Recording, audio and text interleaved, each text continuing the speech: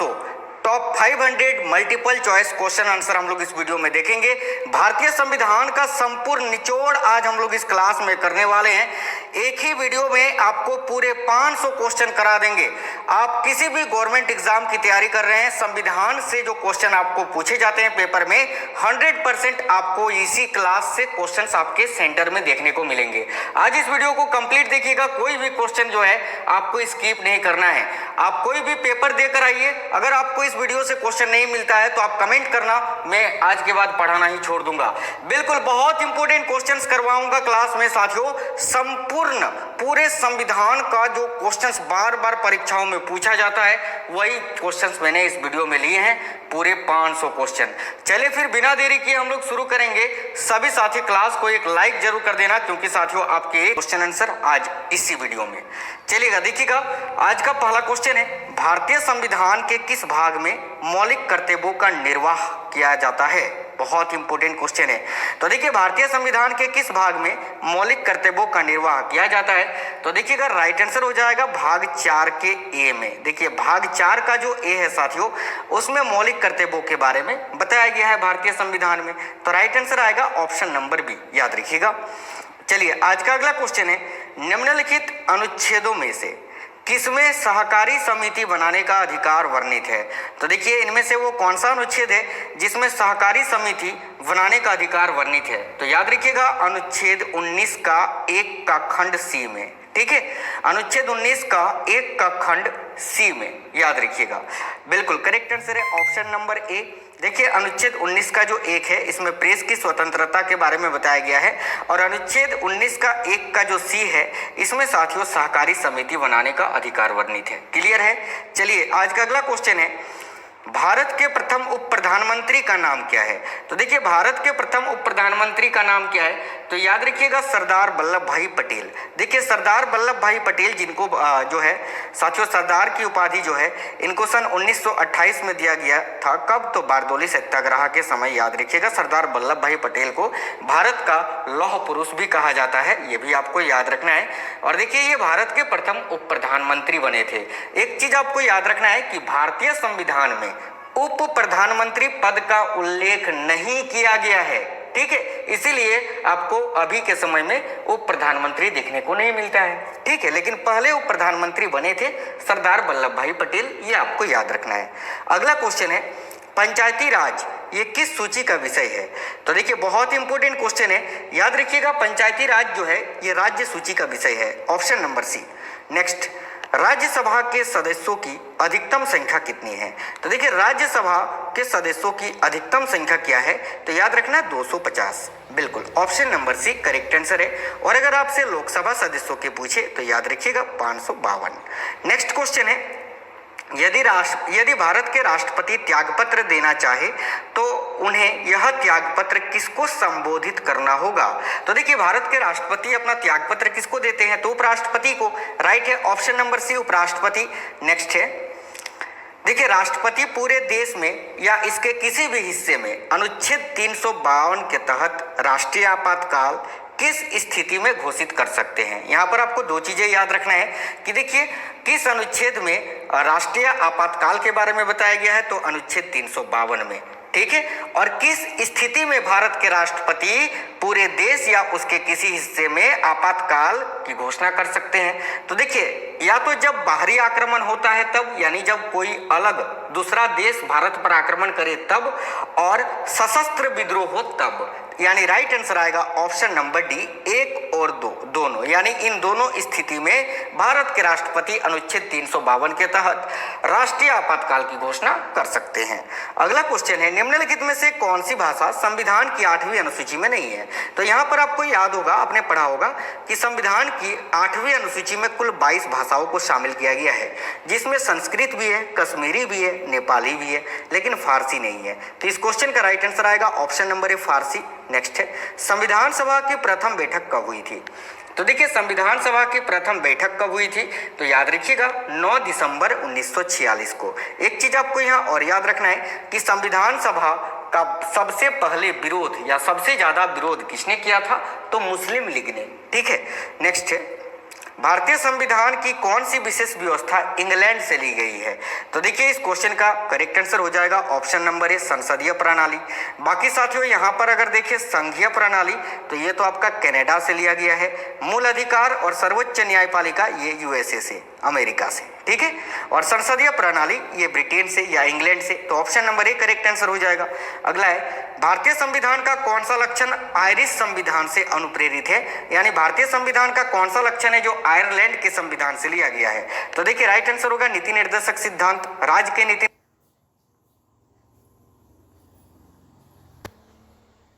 निर्देशक सिद्धांत, जो कि भारतीय अनुच्छेद और सर्वोच्च न्यायपालिका ये यूएसए से, अमेरिका से, ठीक है। और संसदीय प्रणाली ये ब्रिटेन से या इंग्लैंड से, तो option number A correct answer हो जाएगा। अगला है भारतीय संविधान का कौन सा लक्षण आयरिश संविधान से अनुप्रेरित है? यानी भारतीय संविधान का कौन सा लक्षण है जो आयरलैंड के संविधान से लिया गया है? तो देखिए राइट आंसर होगा नीति निर्देशक सिद्धांत, राज्य के नीति निर्देशक सिद्धांत, जो कि भारतीय संविधान के अनुच्छेद 36 से 51 में राज्य के नीति निर्देशक तत्वों के बारे में बताया गया है और संविधान के भाग 4 में, याद रखिएगा, ठीक है। अगला है भारतीय संविधान का सबसे बड़ा एकाकी स्रोत क्या है? तो देखिए भारतीय संविधान का सबसे बड़ा एकाकी स्रोत है साथियों गवर्नमेंट ऑफ इंडिया एक्ट 1935, यानी भारत सरकार अधिनियम 1935, याद रखिएगा। राइट है ऑप्शन नंबर डी। नेक्स्ट है भारत की संघीय व्यवस्था किस देश की संघीय व्यवस्था से अधिक समानता रखती है? तो देखिए भारत की जो संघीय व्यवस्था है वो किस देश की संघीय व्यवस्था से अधिक समानता रखती है?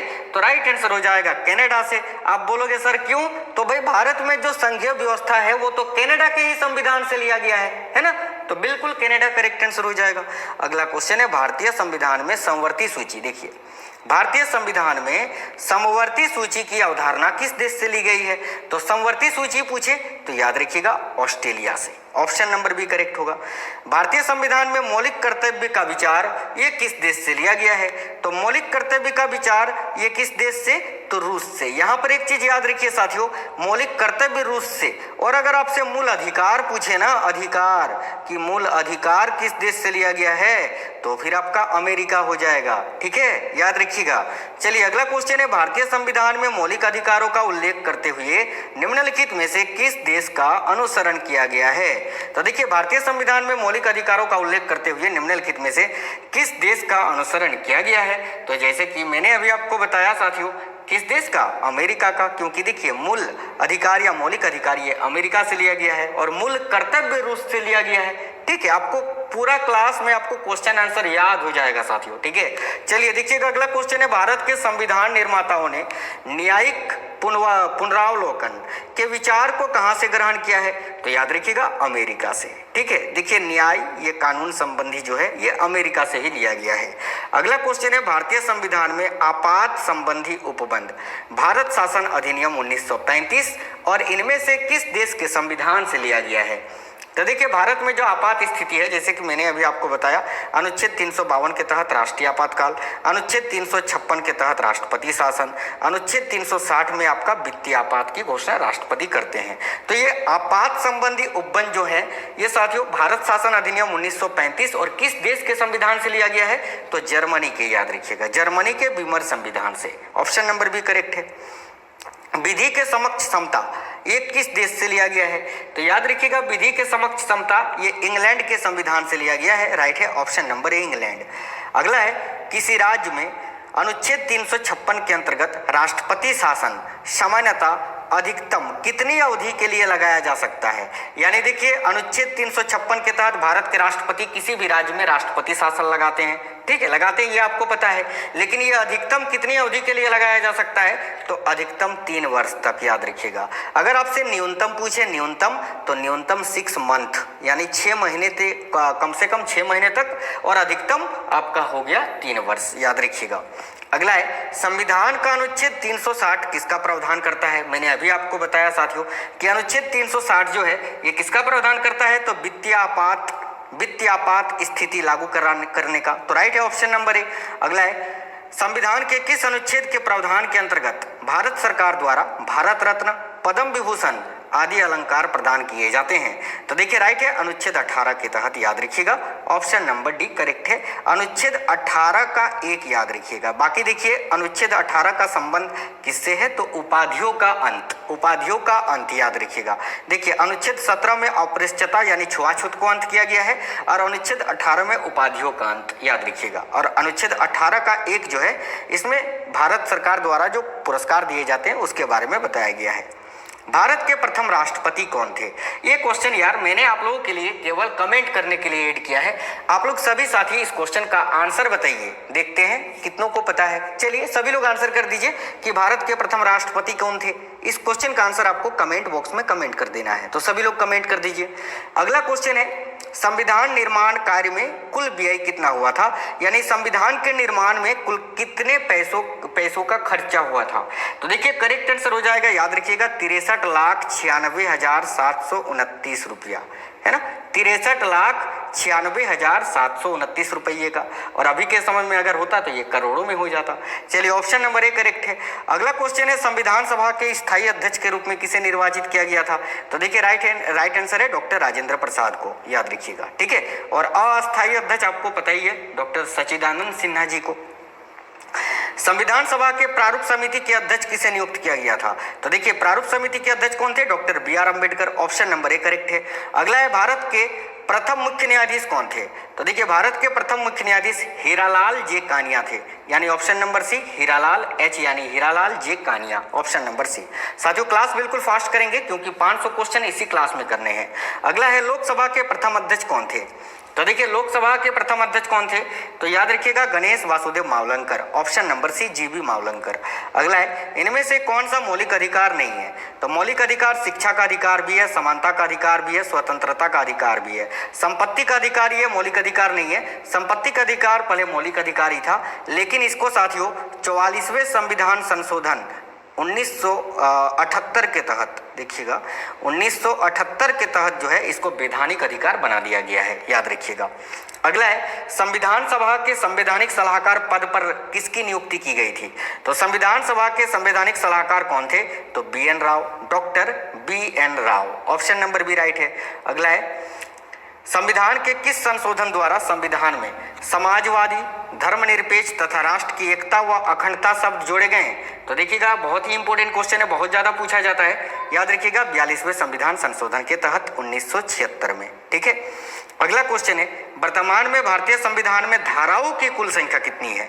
तो देखिए वर्तमान में भारतीय संविधान में धाराओं की कुल संख्या कितनी है, तो याद रखिएगा सभी साथी 395। अगर वर्तमान में अनुच्छेद आपसे पूछे तो अनुच्छेद तो 450 से भी ज्यादा हो गया है, ठीक है। लेकिन मूल संविधान अनुच्छेद पूछे कि मूल संविधान में कितने अनुच्छेद थे, तो 395, ठीक है, याद रखिएगा। देखिए संविधान के अनुच्छेद 1 में भारत को क्या कहा गया है, याद रखिएगा साथियों राज्यों का संघ यानी यूनियन ऑफ स्टेट्स। अगला क्वेश्चन है भारतीय संविधान के किन अनुच्छेदों में नागरिकता संबंधी प्रावधान है। तो देखिए भारतीय संविधान का वो कौन सा अनुच्छेद है जिसमें नागरिकता संबंधी प्रावधान किया गया है, तो अनुच्छेद 5 से 11 में, ऑप्शन नंबर बी। साथियों जो महत्वपूर्ण अनुच्छेद पूछा जाता है परीक्षाओं में, मैंने उसका एक सेपरेट वीडियो आपको बना दिया है, चैनल के अंदर मिल जाएगी, अगर आप लोगों ने नहीं देखा है तो उसको देख लेना। अगला क्वेश्चन है निम्न में से किन अनुच्छेदों द्वारा भारतीय संविधान नागरिकों को मूल अधिकार निश्चितता प्रदान करता है।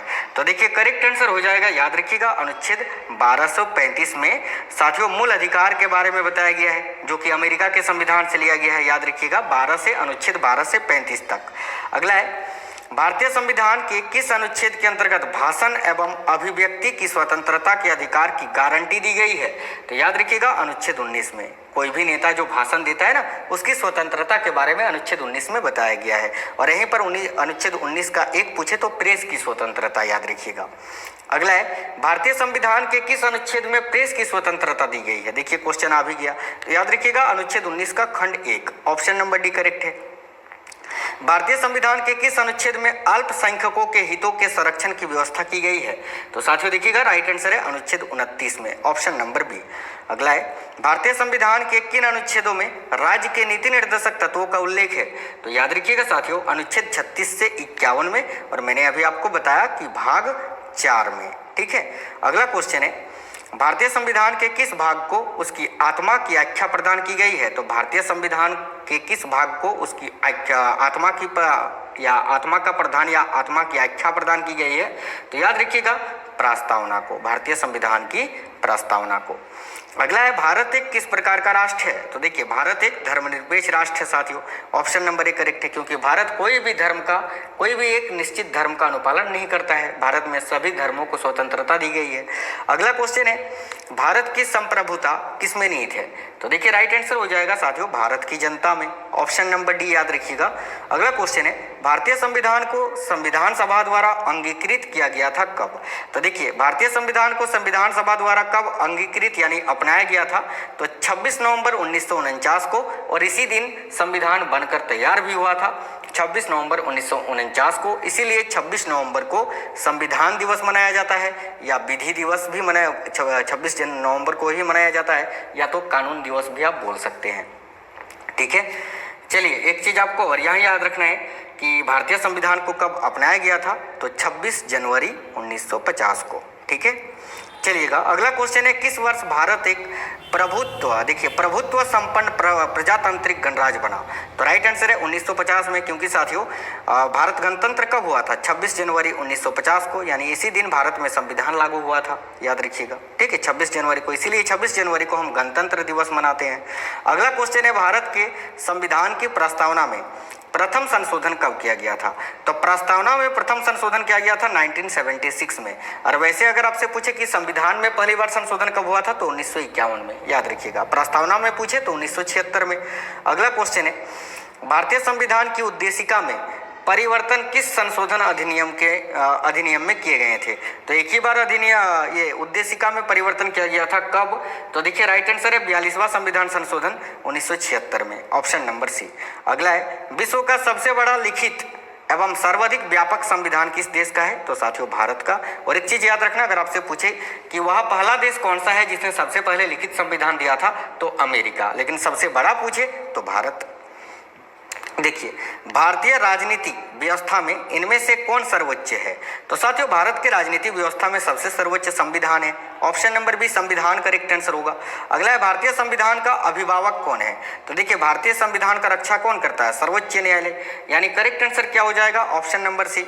अगला है भारत में वयस्क मताधिकार की उम्र सीमा क्या है? तो भारत में जो वोट देने का अधिकार है उसकी आयु सीमा क्या है? तो 18 वर्ष। पहले 21 वर्ष था, लेकिन इसको हटाकर 18 वर्ष कर दिया गया है। ऑप्शन नंबर ए करेक्ट हो जाएगा। भारतीय संविधान को कितने भागों में विभाजित किया गया है? तो वर्तमान में भारतीय संविधान के 25 भाग हैं, ऑप्शन नंबर सी। याद रखना मूल संविधान में 22 भाग था, लेकिन अभी वर्तमान में ये 25 भाग हो गया है। अगला है संविधान के किस भाग में संविधान संशोधन की प्रक्रिया का उल्लेख किया गया है? तो संविधान में संशोधन की प्रक्रिया का उल्लेख संविधान के किस भाग में किया गया है? तो भाग 20 में। अनुच्छेद पूछे तो अनुच्छेद 368 में। और ये किस देश के संविधान से लिया गया है? अगर ये पूछे तो साउथ अफ्रीका, याद रखिएगा। ठीक है, चलिएगा आज का अगला क्वेश्चन है संविधान के किस भाग में पंचायती राज व्यवस्था संबंधी प्रावधान किए गए हैं? तो याद रखिएगा भाग 9 में। भाग 9 में संविधान में पंचायती राज व्यवस्था के बारे में बताया गया है, आपको याद रखना है। अनुच्छेद पूछे तो अनुच्छेद 40 में। ठीक है, और अनुसूची पूछे तो अनुसूची 11 में पंचायती राज के बारे में बताया गया है। आज का अगला क्वेश्चन है भारतीय संविधान के किस भाग में नगर पालिकाओं से संबंधित प्रावधान है? तो देखिए भाग 9 में पंचायती राज के बारे में, और भाग 9 का 1 में आप याद रखिएगा नगर पालिकाओं के बारे में, यानी option number D correct answer है साथियों। अगला क्वेश्चन है संविधान के किस भाग में नागरिकता का उल्लेख है? तो देखिए ये क्वेश्चन बहुत ज्यादा पूछा जाता है, याद रखिएगा भाग 2 में, ऑप्शन नंबर बी। नेक्स्ट है वर्तमान में भारतीय संविधान में कुल कितनी अनुसूचियां हैं? तो याद रखिएगा वर्तमान में भारतीय संविधान में कुल 12 अनुसूचियां हैं, ऑप्शन नंबर सी करेक्ट है। और एक चीज देखिए संविधान सभा की प्रारूप समिति द्वारा प्रस्तुत प्रारूप संविधान में कितनी अनुसूचियां थी? तो प्रारंभ में 8 थी, ऑप्शन नंबर बी 8, वर्तमान में 12, प्रारंभ में 8, याद रखना। अगला है किस संविधान संशोधन अधिनियम द्वारा भारतीय संविधान में 9वीं अनुसूची को जोड़ा गया था? तो याद रखिएगा पहला संविधान संशोधन में साथियों, ऑप्शन नंबर ए। देखिए 52वें संविधान संशोधन अधिनियम 1985 ईस्वी में कौन सी अनुसूची को भारतीय संविधान में शामिल किया गया था? तो याद रखिएगा सभी 10वीं अनुसूची को, ऑप्शन नंबर बी। और 10वीं अनुसूची का संबंध किससे है? तो दल बदल कानून विरोध से। अगला क्वेश्चन है 73वें संविधान संशोधन अधिनियम द्वारा भारतीय संविधान में कौन सी अनुसूची जोड़ी गई थी? तो याद रखिएगा 11वीं अनुसूची, और जिसका संबंध किससे है? तो पंचायती राज व्यवस्था से। अगला 74वें संविधान संशोधन अधिनियम द्वारा भारतीय संविधान में कौन सी अनुसूची जोड़ी गई थी? तो देखिएगा करेक्ट आंसर है 12वीं अनुसूची, ऑप्शन नंबर डी। ठीक है, अगला है संविधान की द्वितीय अनुसूची का संबंध किससे है? तो याद रखिएगा साथियों, संविधान का जो दूसरा अनुसूची है, द्वितीय अनुसूची, उसका संबंध किससे है? तो देखिए महत्वपूर्ण पदाधिकारियों के वेतन से। ठीक है, ऑप्शन नंबर डी, महत्वपूर्ण पदाधिकारियों के वेतन से। अगला है भारत संघ में शामिल राज्यों और संघ शासित क्षेत्रों का उल्लेख भारतीय संविधान के किस अनुसूची में है? तो साथियों याद रखिएगा प्रथम अनुसूची में, ऑप्शन नंबर ए। अगला है भारतीय संविधान की तीसरी अनुसूची का संबंध किससे है? तो देखिए भारतीय संविधान का जो तीसरी अनुसूची है उसका संबंध किससे है? तो याद रखिएगा सभी साथी शपथ तथा प्रतिज्ञान से, ऑप्शन नंबर बी। जो बड़े नेता जो होते हैं या कोई बड़े पद पर जो शपथ ग्रहण करते हैं उस शपथ के बारे में बताया गया है। भारतीय संविधान में 22 भाषाओं को राजभाषा का दर्जा प्रदान किया गया है। इन राजभाषाओं का उल्लेख किस अनुसूची में है? तो याद रखिएगा 8वीं अनुसूची में, ऑप्शन नंबर बी करेक्ट है साथियों। दल बदल के आधार पर निर्वाचित सदस्यों की अयोग्यता संबंधी विवरण संविधान की किस अनुसूची में दिया गया है? तो याद रखिएगा, देखिएगा अनुसूची 10वीं में, option number C correct answer है। डॉक्टर भीमराव अंबेडकर ने भारतीय संविधान के किस भाग को सर्वाधिक आलोकित भाग कहा है? यह क्वेश्चन बहुत ज्यादा पूछा जाता है, तो याद रखिएगा भाग 3 को, ऑप्शन नंबर सी, जिसमें मूल अधिकार के बारे में बताया गया है। अगला है भारतीय संविधान के भाग 3 में कुल कितने अनुच्छेदों में मूल अधिकारों का वर्णन है? तो याद रखिएगा कुल 24 अनुच्छेदों में, ऑप्शन नंबर डी। अगला है वर्तमान में भारतीय नागरिकों को कितने मौलिक अधिकार प्राप्त हैं? तो देखिए वर्तमान में भारतीय नागरिकों को 6 मौलिक अधिकार प्राप्त हैं। याद रखिएगा प्रारंभ में 7 थी लेकिन अभी 6 हैं, ऑप्शन नंबर ए। अगला है भारतीय संविधान में न्यायालय में कौन परिवर्तनीय है? तो देखिए भारतीय संविधान में न्यायालय में कौन परिवर्तनीय है? तो याद रखिएगा सभी साथी मूल अधिकार, ऑप्शन नंबर डी, जो कि अमेरिका के संविधान से लिया गया है। मौलिक अधिकारों का निलंबन कौन कर सकता है? तो देखिए मौलिक अधिकारों का निलंबन करने का अधिकार वो भारत के राष्ट्रपति के पास है, ऑप्शन नंबर सी राष्ट्रपति। समानता का अधिकार भारतीय संविधान के किन 5 अनुच्छेदों में दिया गया है?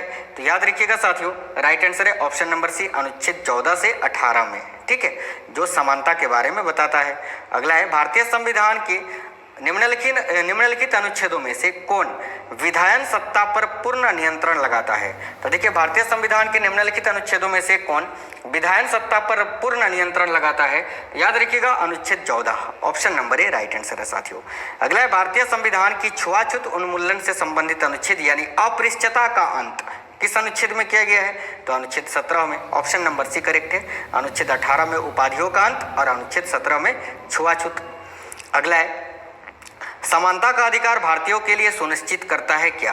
तो देखिए धार्मिक समानता, आर्थिक समानता और सामाजिक समानता, उपयुक्त सभी, option number D correct answer हो जाएगा।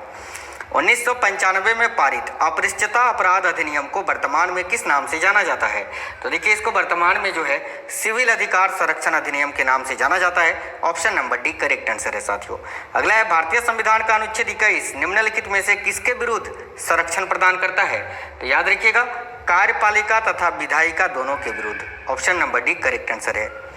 अगला क्वेश्चन है निम्नलिखित में से कौन मौलिक अधिकार नहीं है? तो देखिए मौलिक अधिकार बोलने का अधिकार बिल्कुल, व्यवसाय का अधिकार ये भी मौलिक अधिकार है, धर्म का अधिकार ये भी मौलिक अधिकार है, लेकिन हड़ताल पर जाने का अधिकार ये मौलिक अधिकार नहीं है, तो option number C right answer होगा। संविधान के किन अनुच्छेदों में शोषण के विरुद्ध अधिकार वर्णित है? तो देखिए ऑप्शन नंबर सी राइट होगा, अनुच्छेद 23 और 24 में। अनुच्छेद 23 में मानव तस्करी के बारे में बताया गया है और अनुच्छेद 24 में बाल श्रम का निषेध किया गया है। अनुच्छेद 24 में यह बताया गया है कि 14 वर्ष से कम आयु के बच्चों को आप कारखानों पर काम पर नहीं लगा सकते हैं। देखिए कारखानों अथवा खानों में कोई व्यक्ति नियुक्त नहीं किया जा सकता जब तक उसकी आयु कम से कम कितनी ना हो। अभी मैंने बताया आपको 14 वर्ष, कम से कम 14 वर्ष जब तक ना हो तब तक आप किसी भी व्यक्ति को कारखानों पर काम पर नहीं लगा सकते हैं। प्रथा का अधिकार संविधान के किन अनुच्छेद में वर्णित है? तो देखिए राइट आंसर हो जाएगा, याद रखिएगा अनुच्छेद 25 से 28 में, ऑप्शन नंबर डी। संविधान के किस अनुच्छेद द्वारा सिखों द्वारा कृपान धारण करना धार्मिक स्वतंत्रता का अंग माना गया है? याद रखिएगा अनुच्छेद 25 में, ऑप्शन नंबर बी। भारतीय संविधान के किस अनुच्छेद में संवैधानिक उपचारों का अधिकार दिया गया है? तो साथियों संवैधानिक उपचारों का अधिकार ये किस अनुच्छेद में है? तो अनुच्छेद 32 में, याद रखना ऑप्शन नंबर सी। निम्नलिखित मौलिक अधिकारों में से किसे डॉक्टर बी.आर. अम्बेडकर ने संविधान के हृदय एवं आत्मा की संज्ञा दी? तो याद रखिएगा सभी संवैधानिक उपचारों के अधिकार को, ऑप्शन नंबर बी। अगला है व्यक्तिगत स्वतंत्रता के लिए निम्नलिखित में से कौन सी रीट याचिका दायर की जा सकती है? तो साथियों याद रखिएगा हेबियस कार्पस है ना, हेबियस कार्पस नामक रीट जो है वो याचिका दायर की जा सकती है व्यक्तिगत स्वतंत्रता के लिए। तो याद रखिएगा ऑप्शन नंबर सी करेक्ट हो जाएगा। कौन व्यक्तिगत स्वतंत्रता से संबंधित है? तो साथियों व्यक्तिगत स्वतंत्रता से संबंधित कौन सा रीट है? तो याद रखना बंदी प्रत्यक्षीकरण, ऑप्शन नंबर ए। ठीक है, अगला है निम्नलिखित में से किस याचिका का शाब्दिक अर्थ होता है हम आदेश देते हैं? तो इनमें से कौन सा वो देखिए कौन सा वो साथियों याचिका है जिसका अर्थ होता है हम आदेश देते हैं? तो याद रखिएगा परमादेश का, ऑप्शन नंबर बी परमादेश। नेक्स्ट है संपत्ति के मौलिक अधिकार को कब समाप्त किया गया था? तो याद रखना 1978 में संविधान के 44वें संविधान संशोधन के द्वारा। तो ऑप्शन नंबर ए करेक्ट होगा। भारतीय संविधान के अनुसार संपत्ति का अधिकार क्या है? तो देखिए भारतीय संविधान के अनुसार संपत्ति का अधिकार जो है वो क्या है? तो याद रखिएगा विधिक अधिकार, ऑप्शन नंबर बी करेक्ट है साथियों। मत देने का अधिकार होता है क्या? देखिए मत देने का अधिकार ये किस प्रकार का अधिकार है? तो एक नागरिक अधिकार है, ऑप्शन नंबर बी करेक्ट होगा। अगला है संविधान का वह कौन सा भाग है जो संविधान के निर्माताओं के मस्तिष्क और उद्देश्यों को प्रतिबिंबित करता है? तो याद रखिएगा साथियों राज्य के नीति निर्देशक तत्व, ऑप्शन नंबर सी। राज्य के नीति निर्देशक तत्वों में निम्नलिखित में से किन किन प्रकार के सिद्धांत जो है वो अंतर्निहित हैं? तो देखिएगा करेक्ट आंसर क्या हो जाएगा? तो आर्थिक सिद्धांत, सामाजिक सिद्धांत और प्रशासनिक सिद्धांत, यानी राइट है उपयुक्त सभी, ऑप्शन नंबर डी। भारत के किस राज्य में समान नागरिक संहिता लागू है? तो याद रखिएगा गोवा में साथियों, जो भारत का 25वां राज्य है। ठीक है, अगला क्वेश्चन है राज्य के नीति निर्देशक सिद्धांतों के अनुसार किस आयु तक के बच्चों को निःशुल्क एवं अनिवार्य शिक्षा देने की आशा की जाती है? तो याद रखना 14 वर्ष तक की आयु के बच्चों को, ऑप्शन नंबर ए। अगला है समान न्याय और निःशुल्क विधि सहायता का प्रावधान संविधान के किस अनुच्छेद में है? तो साथियों याद रखिएगा अनुच्छेद 39 का ए में, ऑप्शन नंबर बी। देखिए भारतीय नागरिकों के लिए एक समान सिविल संहिता प्राप्त करने की बात कही गई है किस अनुच्छेद में? तो देखिए भारतीय नागरिकों के लिए एक समान सिविल संहिता प्राप्त करने की बात कही गई है अनुच्छेद 44 में, option number B correct answer है। संविधान के किस अनुच्छेद में न्यायपालिका का कार्यपालिका से पृथक्करण का उल्लेख मिलता है? तो याद रखिएगा साथियों अनुच्छेद 50 में। ठीक है, आर्टिकल 50, ऑप्शन नंबर डी। राज्य के नीति निर्देशक सिद्धांतों में किस अनुच्छेद का संबंध अंतर्राष्ट्रीय शांति और सुरक्षा के संवर्धन से है? तो याद रखिएगा अनुच्छेद 51 का, ऑप्शन नंबर बी। अगला है शराबबंदी संविधान की किस धारा में निर्देशित है? तो देखिए शराबबंदी जो है संविधान की किस धारा में निर्देशित है? तो धारा 47, याद रखना 47 में। लेकिन ये बंद कहाँ है? शराब तो पीते ही हैं लोग, शराब तो उत्पादन हो ही रहा है। अगला है भारत की संघीय व्यवस्थापिका को किस नाम से जाना जाता है? तो देखिएगा साथियों भारत की संघीय व्यवस्थापिका को किस नाम से जाना जाता है? तो याद रखिएगा संसद के नाम से, पार्लियामेंट के नाम से। अभी नया संसद भवन आपका बनकर तैयार हो गया है, उद्घाटन भी हो गया, आप लोगों ने फोटो भी देख लिया, मैंने इस वीडियो के थंबनेल में लगाया था। परिसीमन आयोग का अध्यक्ष कौन होता है? तो देखिएगा परिसीमन आयोग का अध्यक्ष कौन होता है? वेरी इंपॉर्टेंट क्वेश्चन है, याद रखिएगा साथियों मुख्य चुनाव आयुक्त, option number C correct answer हो जाएगा। अगला है भारत के निम्नलिखित राष्ट्रपतियों में से कौन एक कुछ समय के लिए गुट निरपेक्ष आंदोलन के महासचिव भी थे? तो देखिएगा राइट आंसर है Giani Zail Singh, option number C. Next है 52वें संविधान संशोधन अधिनियम द्वारा 1985 में कौन सी अनुसूची को भारतीय संविधान में शामिल किया गया था? जैसे कि मैंने अभी आपको बताया साथियों 10वीं अनुसूची को, ऑप्शन नंबर बी। अगला है राष्ट्रीय विकास परिषद का सदस्य इनमें से कौन नहीं होता है? तो देखिए राष्ट्रीय विकास परिषद का सदस्य जो है कौन नहीं होता है? तो देखिएगा राइट आंसर आएगा राष्ट्रपति। बाकी देखिए प्रधानमंत्री, ठीक है, राज्य के मुख्यमंत्री और योजना आयोग के सदस्य ये राष्ट्रीय विकास परिषद के सदस्य होते हैं, लेकिन राष्ट्रपति नहीं होते हैं, ऑप्शन नंबर बी करेक्ट है। राज्यसभा का सर्वप्रथम गठन कब हुआ था? तो देखिएगा राज्यसभा का सर्वप्रथम गठन कब हुआ था? तो साथियों याद रखिएगा 3 अप्रैल 1952 को, ऑप्शन नंबर डी। निम्नलिखित में से कौन राज्य सूची में है? तो देखिए इनमें से कौन सा राज्य सूची का विषय है, तो देखिएगा रेलवे पुलिस। रेलवे पुलिस जो है साथियों ये राज्य सूची का विषय है, याद रखिएगा। बाकी देखिए निगमीय कर, जनगणना, आर्थिक एवं सामाजिक नियोजन ये संघ सूची का विषय है। 42वें संविधान संशोधन के 10 आचार आदर्शों को किस नाम से जाना जाता है, तो यानी इस क्वेश्चन में ये पूछा गया है कि 42वें संविधान संशोधन में देखिए कुल 10 जो है 10 मौलिक कर्तव्यों को जोड़ा गया था, ठीक है। तो उसको क्या बोला जाता है, मौलिक कर्तव्य बोला जाता है। Option number B correct answer होगा। आप बोलोगे सर मौलिक कर्तव्यों की संख्या तो 11 है, हाँ है ना, लेकिन 42वें संविधान संशोधन में 10 ही जोड़ा गया था। 11वां जो आपका मौलिक कर्तव्य है वो आपका 2002 में जोड़ा गया था साथियों, 2002 में, याद रखिएगा 86वें संविधान संशोधन के तहत, ठीक है। एक जो मौलिक अधिकार है वो 2002 में जुड़ा था। अगला क्वेश्चन है भारतीय संविधान कब लागू हुआ था, तो देखिए 26 जनवरी 1950 को। ऑप्शन नंबर ए करेक्ट है। निम्नलिखित में से कौन सा विषय राज्य सूची में सम्मिलित है, नहीं है, है ना। इनमें से कौन सा विषय है जो राज्य सूची में शामिल नहीं है, तो देखिए राइट आंसर क्या हो जाएगा, शिक्षा, क्योंकि शिक्षा जो है ये साथियों आपका देखिए समवर्ती सूची का विषय है। बाकी देखिए पुलिस, न्याय और जेल ये आपका राज्य सूची का विषय है। अगला है भारत का राष्ट्रपति चुने जाने वाले प्रथम गैर कांग्रेसी उम्मीदवार कौन थे, तो याद रखिएगा साथियों भारत का राष्ट्रपति चुने जाने वाले प्रथम गैर कांग्रेसी उम्मीदवार कौन थे, तो वीवी गिरी। ऑप्शन नंबर 1 करेक्ट है। आज इस वीडियो में आपको कंप्लीट है ना पूरा संविधान, बिल्कुल पूरा इंडियन पॉलिटी कंप्लीट करवा देंगे, जो क्वेश्चन आपको पढ़ने चाहिए, जो क्वेश्चन पूछा जाता है। देखिए संघात्मक शासन व्यवस्था को सर्वप्रथम किस देश ने अपनाया था, तो याद रखिएगा भाई सबसे पहले ये कनाडा ने ही अपनाया होगा, तब ना हम कनाडा के संविधान से संघीय स्वरूप को लिए थे। ऑप्शन नंबर सी करेक्ट होगा। निम्न में से किस स्थिति में किसी भारतीय व्यक्ति की भारतीय नागरिकता समाप्त हो सकती है, तो देखिएगा इसका राइट आंसर क्या हो जाएगा, त्यागने पर, पर्यावसन पर या वंचित किए जाने पर, यानी उपयुक्त सभी प्रकार से भारतीय व्यक्ति की भारतीय नागरिकता समाप्त हो सकती है।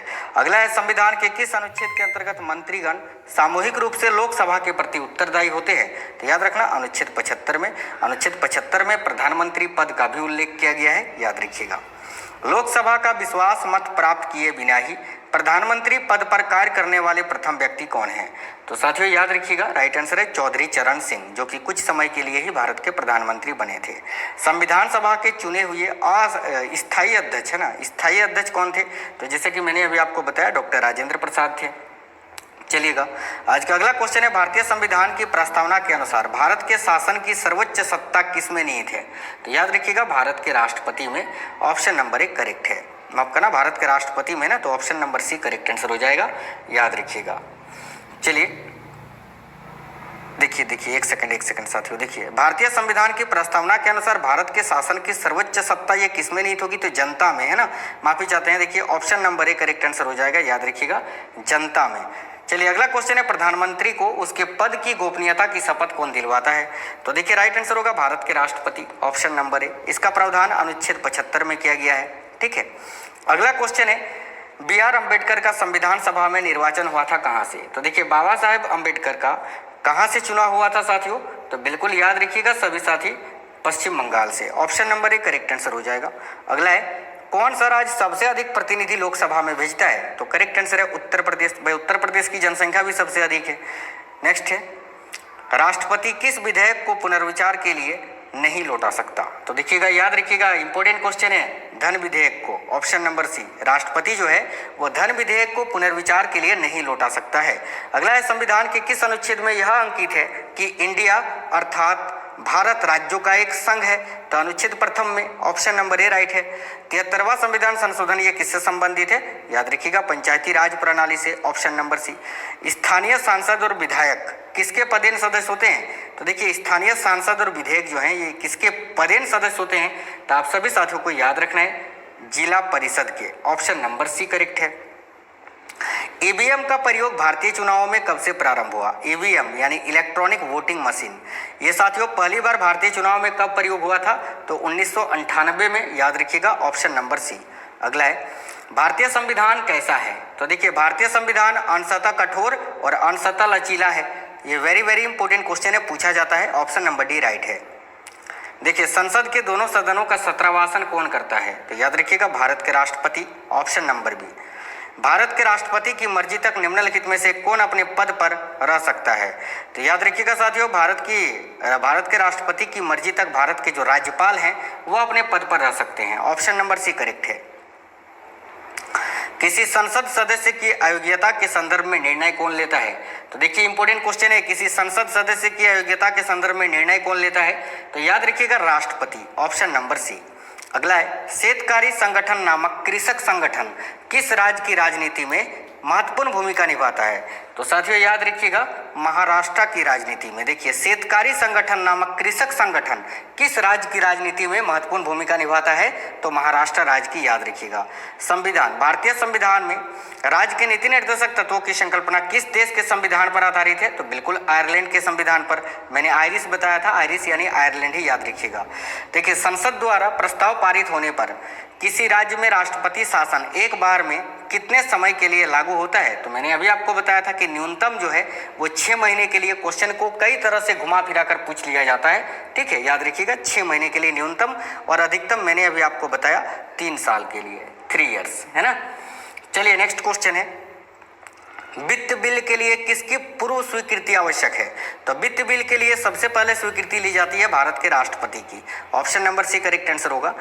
तो देखिए मंत्रिपरिषद के सदस्यों को पद की गोपनीयता की शपथ कौन दिलवाता है? तो याद रखिएगा साथियों भारत के राष्ट्रपति, ऑप्शन नंबर ए।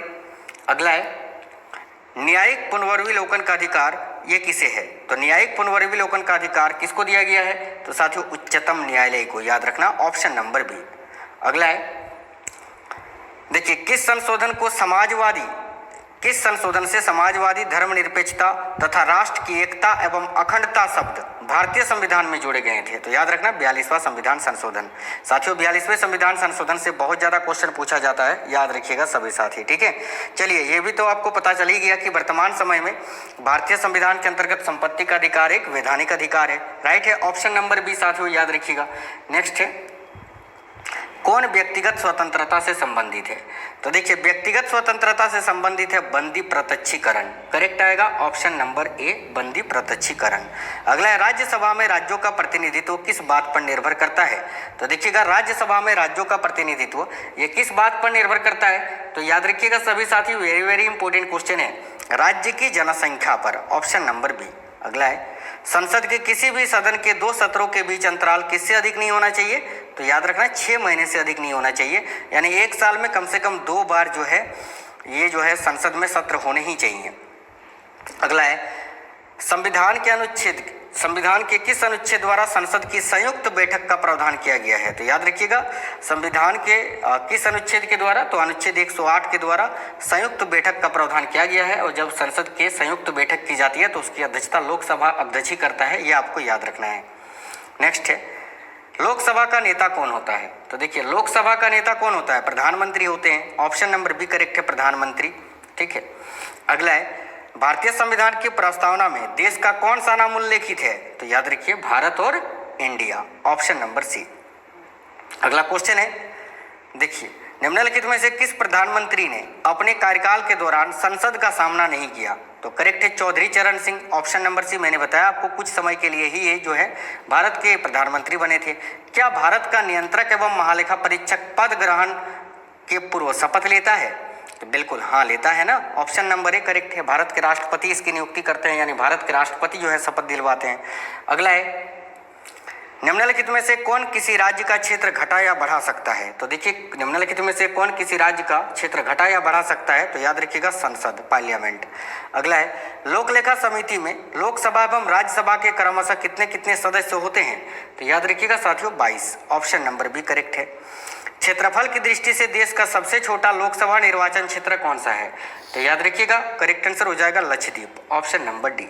नेक्स्ट है, लोकसभा के सुरक्षित निर्वाचन क्षेत्र निम्न में से किस वर्ग के लिए नहीं है? तो देखिएगा लोकसभा के सुरक्षित निर्वाचन क्षेत्र निम्न में से किस वर्ग के लिए नहीं है? तो याद रखिएगा पिछड़ा वर्ग के लिए, ऑप्शन नंबर सी। भारत के किस एकमात्र संघ राज्य क्षेत्र का अपना उच्च न्यायालय है? तो साथियों देखिए भारत के किस एकमात्र संघ राज्य क्षेत्र का अपना उच्च न्यायालय है? तो याद रखिएगा दिल्ली का, ऑप्शन नंबर डी, यानी भारत का एकमात्र केंद्र शासित प्रदेश जिसका अपना उच्च न्यायालय है वह है साथियों दिल्ली, ठीक है।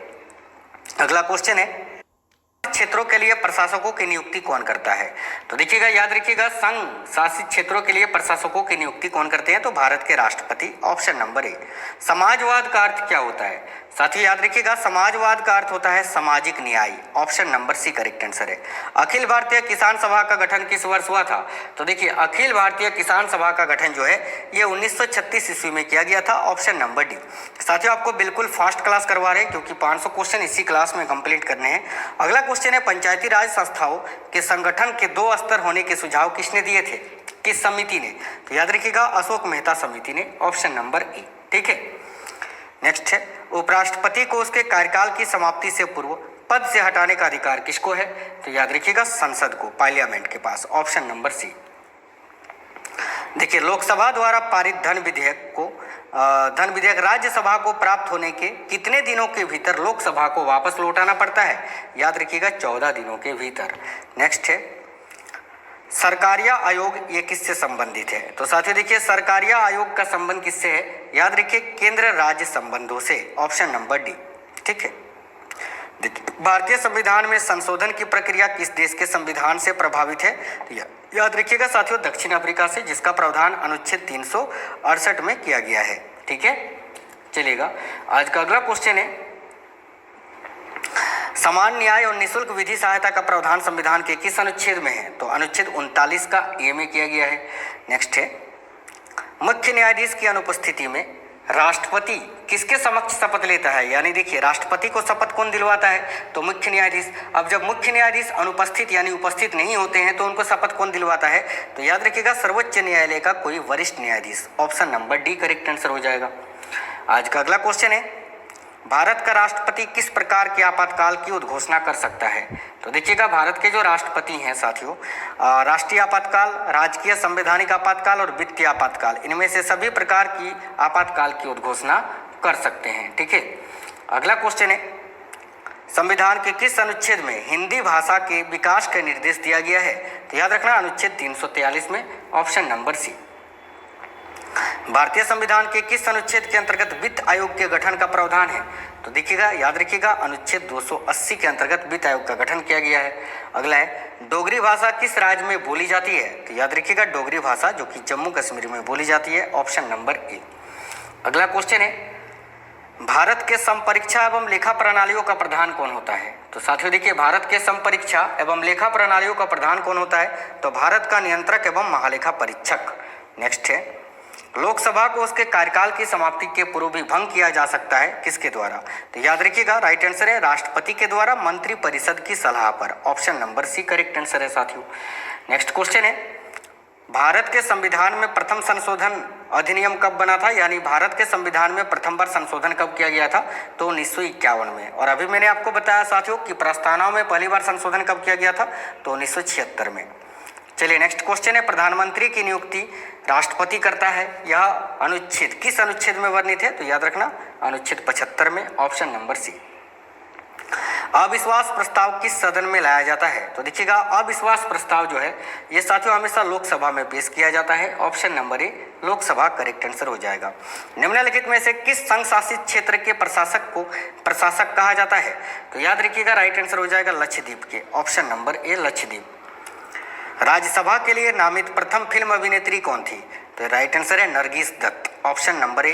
नेक्स्ट क्वेश्चन है, राज्यसभा के उपसभापति का निर्वाचन कौन करता है? तो देखिए, राज्यसभा के उपसभापति का निर्वाचन जो है वो राज्यसभा के सदस्यों के द्वारा किया जाता है, option number B correct answer हो जाएगा। नेक्स्ट है, किसी विधि के प्रश्न पर सर्वोच्च न्यायालय से परामर्श लेने का अधिकार किसको है? तो साथियों याद रखना, भारत के राष्ट्रपति को, ऑप्शन नंबर बी। चलिएगा, आज का अगला क्वेश्चन है, राष्ट्रपति चुनाव के या फिर राष्ट्रपति के चुनाव में विवाद होने पर किसकी सलाह ली जाती है? तो देखिए, जब राष्ट्रपति के चुनाव में विवाद होता है तो किसकी सलाह ली जाती है? साथियों याद रखिएगा, सर्वोच्च न्यायालय की, option number C correct answer है। अगला क्वेश्चन है, लोकसभा में अनुसूचित जाति एवं जनजाति के लिए सीटों का आरक्षण संविधान के किस अनुच्छेद में उपबंधित है? तो देखिए, राइट आंसर है अनुच्छेद 330 में, ऑप्शन नंबर सी। अंडमान एवं निकोबार द्वीप समूह किस उच्च न्यायालय के क्षेत्राधिकार में आते हैं? तो याद रखना साथियों, कलकत्ता उच्च न्यायालय के क्षेत्राधिकार में, यानी अंडमान निकोबार का जो उच्च न्यायालय है वो कलकत्ता उच्च न्यायालय में ही पड़ता है, याद रखना। अगला क्वेश्चन है, देखिए विधान परिषद की एक वर्ष में कम से कम कितनी बैठकें होना अनिवार्य हैं? तो याद रखिएगा कम से कम 2। ठीक है। अगला है, किसकी अनुमति के बिना राज्य की विधानसभा में कोई धन विधेयक पेश नहीं किया जा सकता है? तो याद रखिएगा साथियों, राज्यपाल की अनुमति के बिना, ऑप्शन नंबर ए। अगला क्वेश्चन है, 2 अवधि के लिए भारत के राष्ट्रपति कौन थे? यानी लगातार जो है दूसरी बार भारत के राष्ट्रपति कौन बने थे? तो याद रखिएगा साथियों, doctor Rajendra Prasad, option number B, जो कि भारत के पहले राष्ट्रपति भी थे। संसदीय शासन प्रणाली सर्वप्रथम किस देश में विकसित हुई थी? तो भाई सबसे पहले जो है ब्रिटेन में विकसित हुई थी, तब ना हम भारत ने इसको अपनाए थे।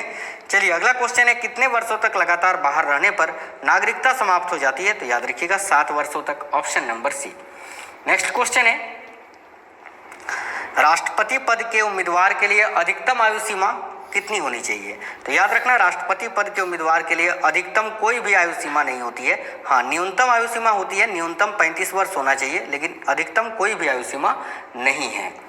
अगला क्वेश्चन है, निम्नलिखित में से कौन सी भाषा संविधान की 8वीं अनुसूची में नहीं है? तो साथियों देखिए, संविधान की 8वीं अनुसूची में कुल 22 भाषाओं को शामिल किया गया है, जिसमें से आपका उर्दू भी है, नेपाली भी है, कोंकणी भी है, भोजपुरी नहीं है। राइट आंसर है ऑप्शन नंबर डी, भोजपुरी। अगला क्वेश्चन है, राष्ट्रपति संविधान के किस अनुच्छेद के अंतर्गत लोकसभा को भंग कर सकता है? तो याद रखिएगा अनुच्छेद 85 के तहत, ऑप्शन नंबर ए। अगला है, संविधान सभा में सभी निर्णय किस आधार पर लिए गए थे? तो देखिएगा, संविधान सभा में सभी निर्णय जो है साथियों सहमति और समायोजन से लिए गए थे, option number D correct answer हो जाएगा। अगला क्वेश्चन है, संघ लोक सेवा आयोग के सदस्यों की नियुक्ति कौन करता है? यानी यूपीएससी के जो सदस्य होते हैं यूपीएससी के, उनकी नियुक्ति कौन करता है? तो याद रखना भारत के राष्ट्रपति, ऑप्शन नंबर बी। दादर एवं नागर हवेली किस उच्च न्यायालय के क्षेत्राधिकार में आते हैं? तो याद रखिएगा बंबई उच्च न्यायालय के, ऑप्शन नंबर सी। प्राक्कलन समिति में कितने सदस्य होते हैं? वेरी वेरी इंपॉर्टेंट क्वेश्चन है, याद रखिएगा 30 सदस्य होते हैं, option number C correct answer है। अगला है, 1938 में किस व्यक्ति ने वयस्क मताधिकार के आधार पर संविधान सभा के गठन की मांग की थी? तो याद रखिएगा जवाहरलाल नेहरू जी ने, ऑप्शन नंबर बी। भाषाई आधार पर राज्यों का पुनर्गठन किस वर्ष किया गया था? तो देखिए, भाषाई आधार पर राज्यों का पुनर्गठन 1956 में किया गया था, और पहला राज्य कौन सा था? तो आंध्र प्रदेश, याद रखिएगा। नेक्स्ट है, भारत के अटॉर्नी जनरल यानी महान्यायवादी की नियुक्ति कौन करता है? तो याद रखिएगा साथियों, भारत के महान्यायवादी की नियुक्ति कौन करते हैं?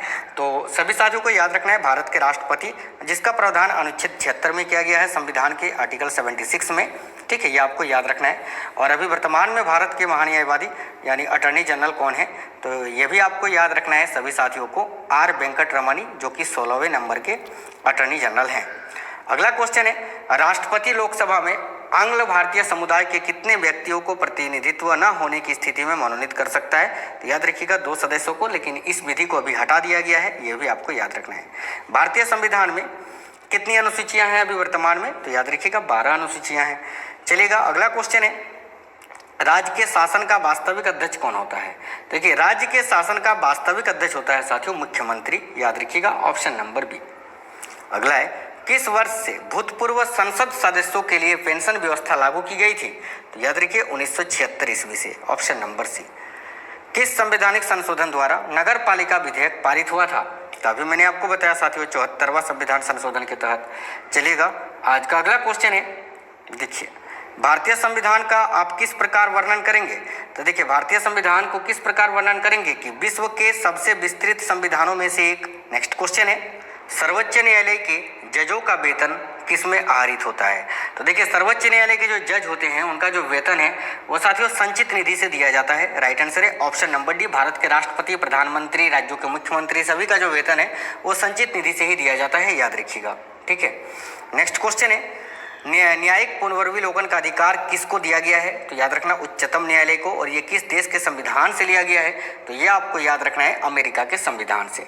चलिएगा आज का अगला क्वेश्चन है, भारत में न्यायपालिका स्वरूप कैसा है? तो भारत में न्यायपालिका का स्वरूप जो है वो किस प्रकार का है? तो देखिए, आपको याद रखना है साथियों, वेरी वेरी इंपॉर्टेंट क्वेश्चन है ये, बिल्कुल एकीकृत है ना, एकीकृत है, ऑप्शन नंबर बी। भारत के नियंत्रक और महालेखा परीक्षक की रिपोर्ट की समीक्षा करने वाली संसदीय समिति कौन सी है? तो याद रखिएगा लोक लेखा समिति, ऑप्शन नंबर बी। अगला है, लोकसभा समिति में कुल कितने सदस्य होते हैं? तो देखिए, लोकसभा समिति में कुल कितने सदस्य होते हैं? तो याद रखना 22 सदस्य होते हैं। अगला है, किस समिति को स्थायी मित व्ययता समिति भी कहा जाता है? वेरी वेरी इंपॉर्टेंट क्वेश्चन है साथियों, किस समिति को स्थायी मित व्ययता समिति भी कहा जाता है? तो याद रखिएगा सभी इंपॉर्टेंट क्वेश्चन है, प्राकलन समिति को। Option number D right answer है।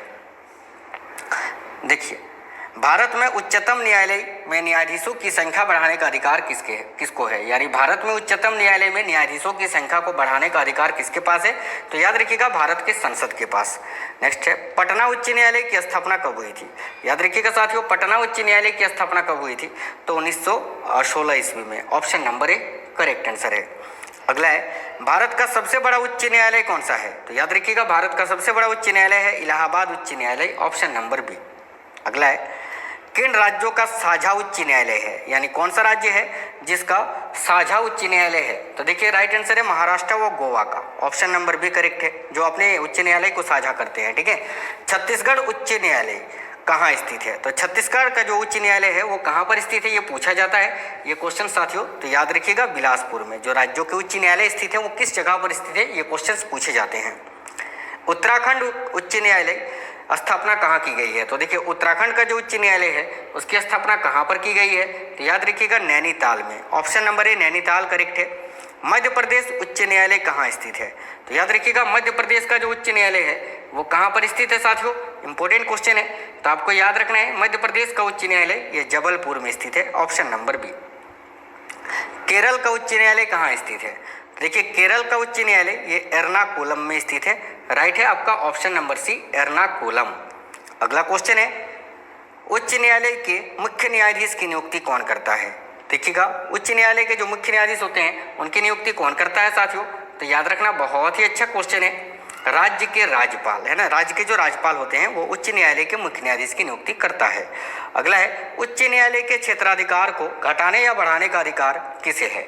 तो साथियों याद रखना इंपॉर्टेंट क्वेश्चन है, ये बिल्कुल संसद के पास है, केवल और केवल संसद के पास।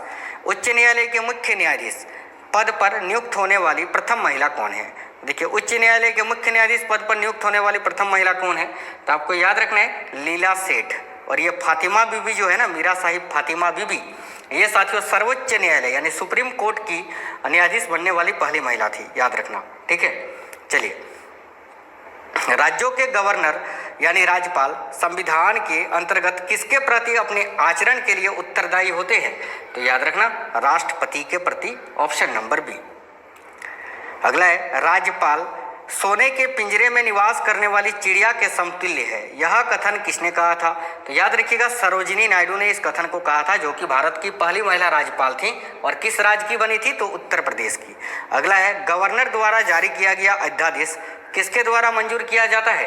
तो याद रखिएगा विधानमंडल के द्वारा। Option number B. अगला है, राज्यपाल द्वारा जारी किए गए अध्यादेशों पर कौन सी कार्यवाही आवश्यक होती है? तो देखिए करेक्ट आंसर है राज्य विधानमंडल की स्वीकृति होना आवश्यक है। ऑप्शन नंबर सी करेक्ट हो जाएगा। अगला है, राज्यपाल द्वारा जारी किए अध्यादेश कितने समय में स्वतः समाप्त हो जाता है? यानी राज्यपाल जो अध्यादेश जारी करता है वो कितने समय के बाद खुद ही समाप्त हो जाता है? तो देखिए राइट आंसर हो जाएगा 6 सप्ताह के बाद। ऑप्शन नंबर ए। राष्ट्रीय विकास परिषद की बैठक में राज्य का प्रतिनिधित्व कौन करता है? तो साथियों याद रखिएगा इंपॉर्टेंट क्वेश्चन है, बिल्कुल राज्यों के मुख्यमंत्री। ऑप्शन नंबर ए। बिहार के प्रथम मुख्यमंत्री कौन थे? तो देखिए डॉक्टर कृष्णा सिंह जी, जो कि बिहार के प्रथम मुख्यमंत्री थे साथियों। किसको समाप्त किया जा सकता है परंतु भंग नहीं? तो देखिए इनमें से किसको समाप्त किया जा सकता है? तो विधान परिषद को समाप्त किया जा सकता है, लेकिन इसको भंग नहीं किया जा सकता है, याद रखना। Option number B. अगला है, राज्य के विधान परिषद के कितने सदस्य विधानसभा द्वारा चुने जाते हैं? तो याद रखिएगा साथियों, राज्य के विधान परिषद के कितने सदस्य विधानसभा द्वारा चुने जाते हैं? तो 1/3 सदस्य। Option number B. अगला है, विधानसभा अध्यक्ष अपना त्यागपत्र किसको देता है? तो देखिए विधानसभा अध्यक्ष जो होता है वह अपना त्यागपत्र किसको देता है? तो याद रखिए विधानसभा उपाध्यक्ष को। बिल्कुल करेक्ट है साथियों, ऑप्शन नंबर बी। नेक्स्ट है, भारत सरकार का प्रमुख विधि अधिकारी कौन होता है? तो देखिए भारत सरकार का प्रमुख विधि अधिकारी कौन होता है? तो याद रखिएगा भारत के महान्यायवादी यानी अटॉर्नी जनरल ऑफ इंडिया। अगला है, निम्नलिखित में से कौन लोकसभा की कार्यवाहियों में भाग तो ले सकता है परंतु मतदान नहीं कर सकता? याद रखिए attorney general. Option number A. Next question है, लोकसभा का सचिवालय सीधे नियंत्रित होता है किसके द्वारा?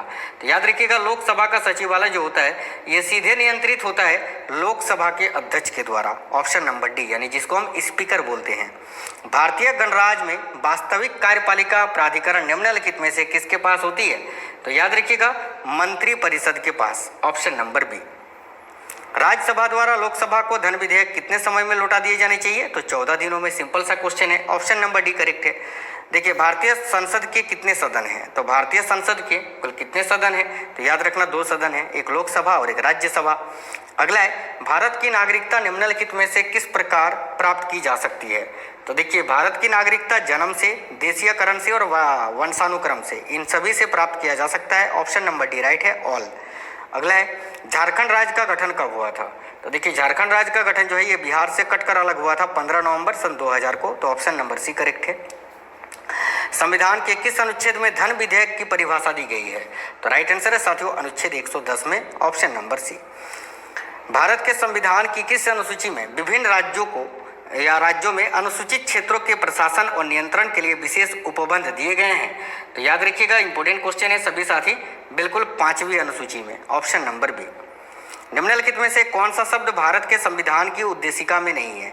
तो देखिए, भारतीय संविधान की उद्देशिका में समाजवादी, प्रभुत्व संपन्न और पंथ निरपेक्ष ये तीनों शब्द शामिल हैं, लेकिन लोक कल्याण ये शब्द शामिल नहीं है। तो ऑप्शन नंबर सी करेक्ट हो जाएगा। चलिए, अगला क्वेश्चन है, संविधान की प्रारूप समिति के समक्ष प्रस्तावना का प्रस्ताव किसने रखा था? तो देखिए, करेक्ट है साथियों, पंडित जवाहरलाल नेहरू जी ने। और अगर आपसे पूछे प्रारूप समिति के अध्यक्ष कौन थे, तो फिर आपका राइट आंसर हो जाएगा बी.आर. अम्बेडकर। याद रखिएगा। भारत के संविधान में अंतर्राष्ट्रीय सुरक्षा को प्रोत्साहन देना सन्निहित है किसमें? तो देखिए, भारत के संविधान में अंतर्राष्ट्रीय सुरक्षा को प्रोत्साहन देना ये किसमें सन्निहित है? तो इंपॉर्टेंट क्वेश्चन है, याद रखिएगा, राज्य के नीति निर्देशक तत्वों में।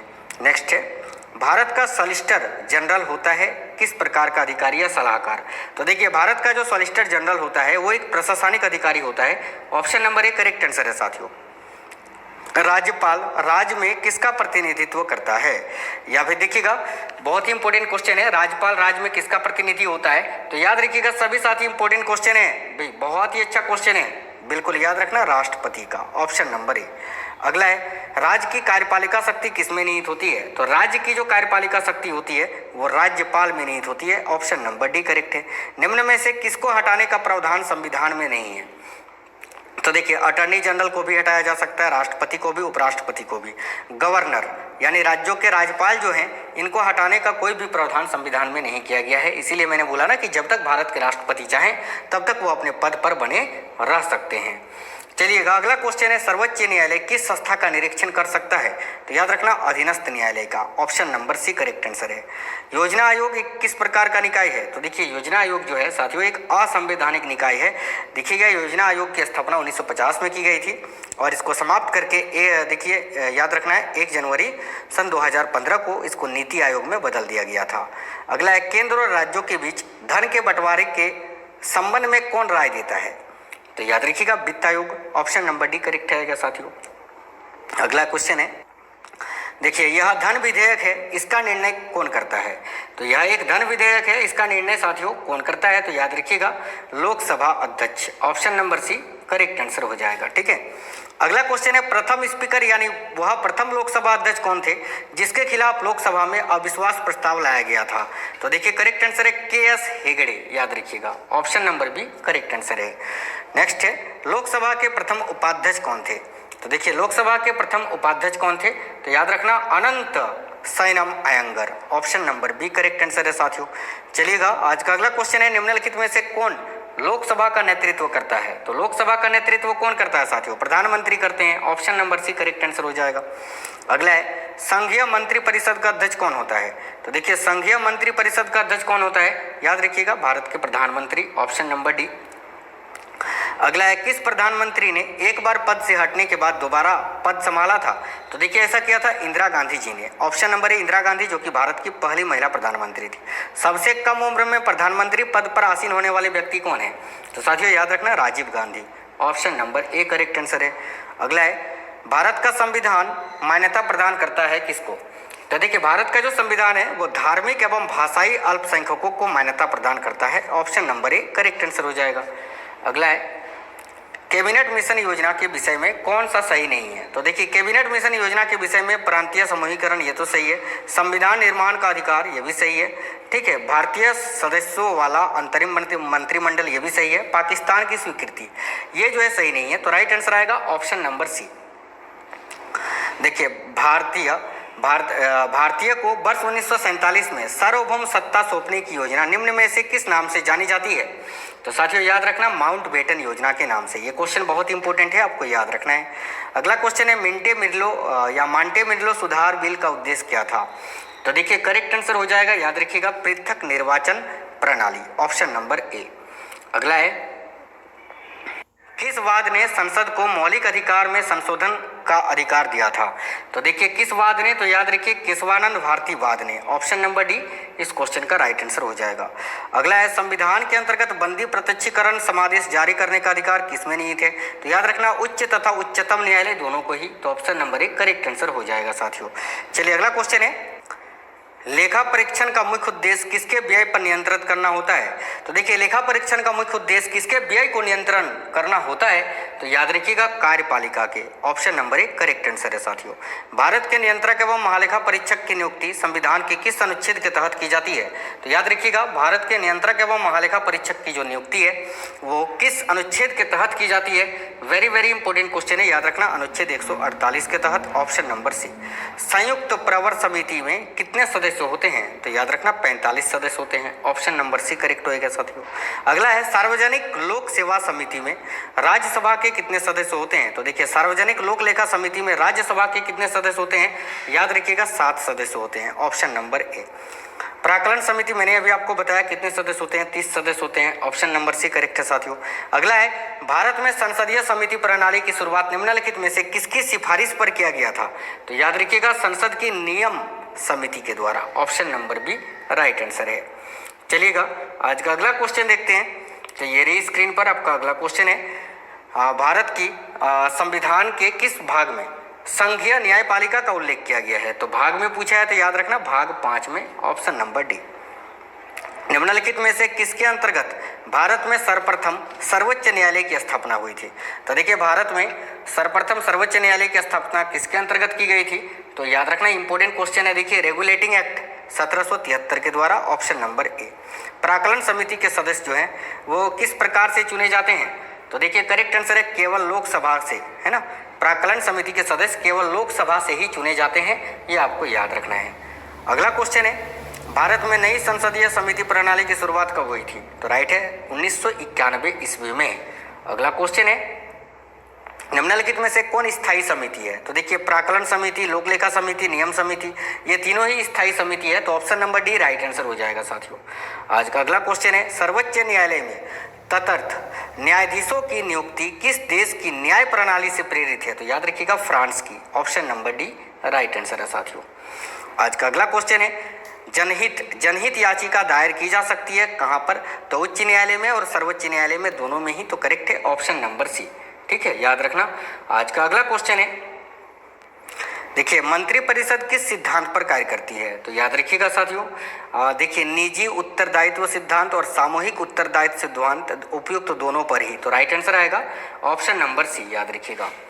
चलिए आज का अगला क्वेश्चन है, किसके अंतर्गत कलकत्ता, मद्रास एवं बम्बई के उच्च न्यायालय स्थापित किए गए हैं? तो देखिए, राइट आंसर आएगा भारत उच्च न्यायालय अधिनियम 1861 के तहत, option number B correct answer है साथियों। अगला है, भारतीय संविधान का अनुच्छेद 312 किससे संबंधित है? तो संविधान का अनुच्छेद 312 का संबंध किससे है? तो अखिल भारतीय सेवाओं से, option number A correct answer हो जाएगा। अगला है, ब्रिटिश परंपराओं के अनुरूप किस लोकसभा अध्यक्ष ने सर्वप्रथम अपने दल की सदस्यता त्याग दी थी? तो याद रखिए, नीलम संजीव रेड्डी ने, option number B correct answer है साथियों।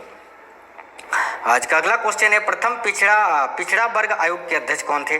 तो देखिए, प्रथम पिछड़ा वर्ग आयोग के अध्यक्ष कौन थे? याद रखिएगा, काका कालेलकर, है ना, काका कालेलकर, जो कि प्रथम पिछड़ा वर्ग आयोग के अध्यक्ष थे। आज का अगला क्वेश्चन है, अस्थायी लोकसभा अध्यक्ष की नियुक्ति किसके द्वारा की जाती है? तो देखिए, अस्थायी लोकसभा अध्यक्ष की नियुक्ति ये भारत के राष्ट्रपति के द्वारा की जाती है, ऑप्शन नंबर ए राइट आंसर है।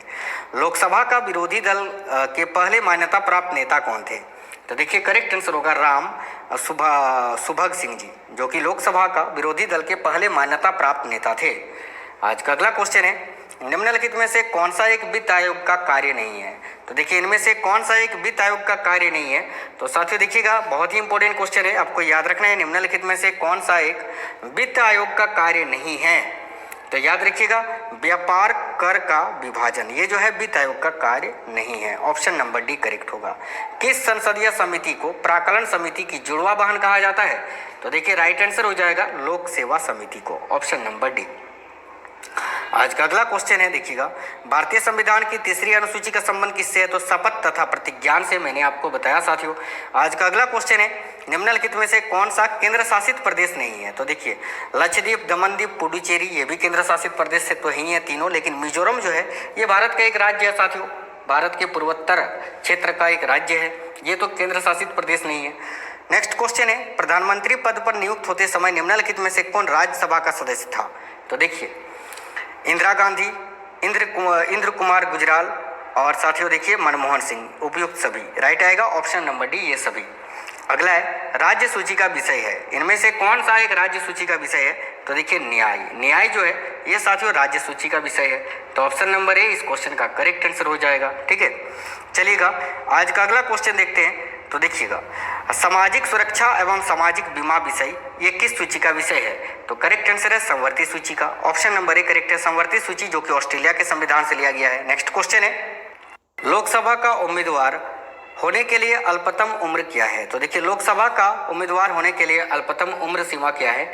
तो साथियों याद रखिएगा, कम से कम 25 वर्ष, राज्यसभा के लिए 30 वर्ष और राष्ट्रपति के लिए आपका हो गया 35 वर्ष, याद रखिएगा। ठीक है, योजना आयोग का प्रतिस्थापन किससे हुआ है? यानी योजना आयोग का अभी प्रतिस्थापन किस में हुआ है? तो नीति आयोग में, याद रखिएगा option number C correct answer हो जाएगा। अगला है, अंतर्राष्ट्रीय मुद्रा कोष का मुख्यालय कहाँ पर है? तो देखिए अंतर्राष्ट्रीय मुद्रा कोष का मुख्यालय कहाँ पर स्थित है? वेरी वेरी इंपॉर्टेंट क्वेश्चन है साथियों, याद रखिएगा अंतर्राष्ट्रीय मुद्रा कोष का मुख्यालय जो है वाशिंगटन डीसी में, वाशिंगटन डीसी जो कि अमेरिका की राजधानी है, ऑप्शन नंबर सी इस क्वेश्चन का करेक्ट आंसर है। अगला है, यूएनडीपी का पूरा नाम क्या है? यानी यूएनडीपी का फुल फॉर्म क्या है? तो देखिए यूएनडीपी का फुल फॉर्म है United Nations Development Programme, option number B correct answer है साथियों। आज का अगला क्वेश्चन है, भारत की आज़ादी के समय इंग्लैंड में किस पार्टी की सरकार थी? तो देखिए भारत की आज़ादी के समय इंग्लैंड में किस पार्टी की सरकार थी? तो याद रखिएगा लेबर पार्टी की, ऑप्शन नंबर सी। महारानी विक्टोरिया को भारत की सामग्री नियुक्त किया गया था कब? तो देखिए महारानी विक्टोरिया को भारत की सामग्री कब नियुक्त किया गया था? तो 1885 ईस्वी में, option number C correct answer है। आज का अगला क्वेश्चन है साथियों, ये क्वेश्चन तो हो ही गया। देखिए संविधान में प्रथम अनुच्छेद के अनुसार भारत क्या है? तो याद रखिएगा राज्यों का union, option number C correct answer है। आज का अगला क्वेश्चन है साथियों, राष्ट्रपति का निर्वाचन किस प्रकार से होता है? तो देखिए राष्ट्रपति का निर्वाचन ये अप्रत्यक्ष रूप से किया जाता है, option number B correct answer है। नेक्स्ट है, संसद में शामिल नहीं है। तो देखिए संसद में कौन शामिल नहीं है? संसद में राज्यसभा भी शामिल है, भारतीय राष्ट्रपति भी, लोकसभा भी, मुख्य निर्वाचन आयुक्त ये शामिल नहीं है, तो राइट आएगा ऑप्शन नंबर डी। नेक्स्ट है, युद्ध की घोषणा या शांति का फैसला करने में कानूनी रूप से कौन सक्षम है? तो याद रखिए भारत के राष्ट्रपति, ऑप्शन नंबर बी। अगला क्वेश्चन है, राज्यसभा का सभापति कौन होता है? तो देखिएगा राज्यसभा के सभापति कौन होते हैं? तो आपको याद रखना है साथियों उपराष्ट्रपति, ऑप्शन नंबर ए। अगला क्वेश्चन है, भारत के प्रथम उपराष्ट्रपति कौन थे? तो देखिए भारत के प्रथम उपराष्ट्रपति कौन थे? तो डॉक्टर सर्वपल्ली राधाकृष्णन जी, ऑप्शन नंबर बी।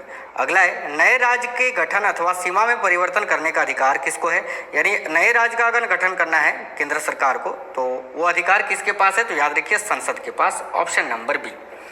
आज का अगला क्वेश्चन है, देखिएगा भारतीय संविधान की अपरिष्टता उन्मूलन से संबंधित अनुच्छेद कौन सा है? तो अनुच्छेद 17, जैसे कि मैंने अभी आपको बताया, राइट आंसर आएगा साथियों ऑप्शन नंबर सी। आज का अगला क्वेश्चन है,